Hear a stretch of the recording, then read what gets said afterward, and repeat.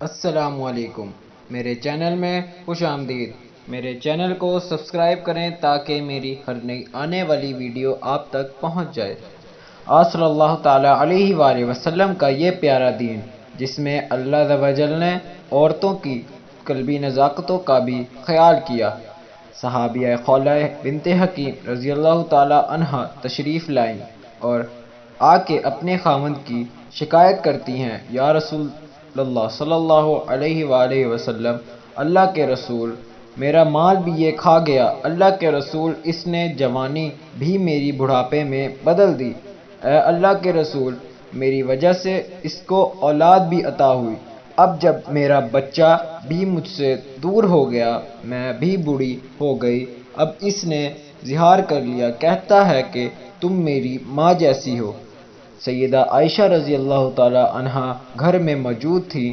سیدہ عائشہ رضی اللہ تعالی عنہا کو یہ آواز نہیں آئی، رب نے سن لی، اللہ نے فوراً قرآن اتار دیا، قد سمع اللہ قول التی تجادلک فی زوجہا وتشتکی الی اللہ۔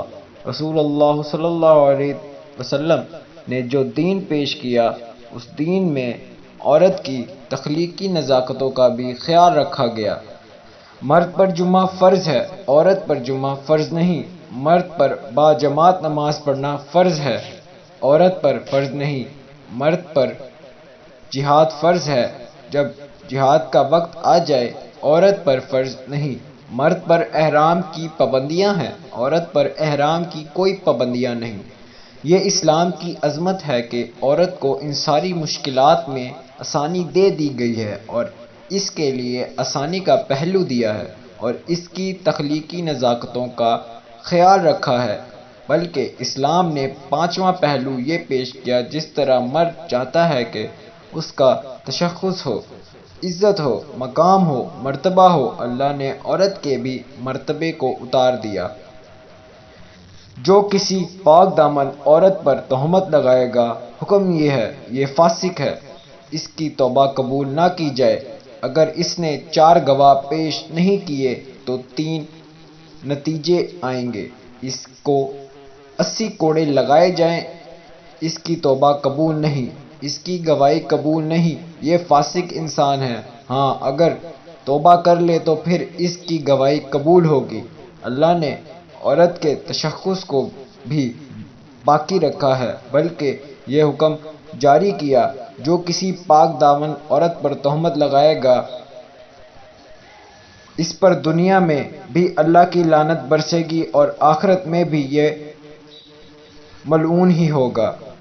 اللہ عز و جل نے 5 قسم کی اعزازات بھی دیے، جبکہ اس سے پہلے 5 قسم کی برابریاں اتار کر معاشرے میں عورت کا کردار بلند کیا۔ مالک الملک نے 5 ایسے انعامات دیے جس کے نتیجے میں آج کسی عورت کے لائق نہیں کہ وہ زبان کھولے، کسی مرد کے لائق نہیں کہ وہ اس کے بارے میں 2 رائے پیش کرے۔ کوئی بتا سکتا ہے کہ سب سے پہلے مسلمان کون ہوا؟ سب سے پہلے مسلمان بھی عورت ہوئی۔ حضرت خدیجہ رضی اللہ تعالی عنہا سب سے پہلے مسلمان ہوئی۔ سب سے پہلے اسلام کی عظمت کے لیے مال خرچ ہوا، تو حضرت خدیجہ رضی اللہ تعالی عنہا کا یہ اعزاز و اکرام بھی اللہ نے عورتوں کو دیا۔ اللہ ہم سب کا حامی و ناصر ہو، آمین۔ یہ تھی ہماری آج کی سٹوری، امید ہے آپ کو پسند آئی ہوگی۔ مزید لائک کریں، کمنٹ کریں اور شیئر کریں۔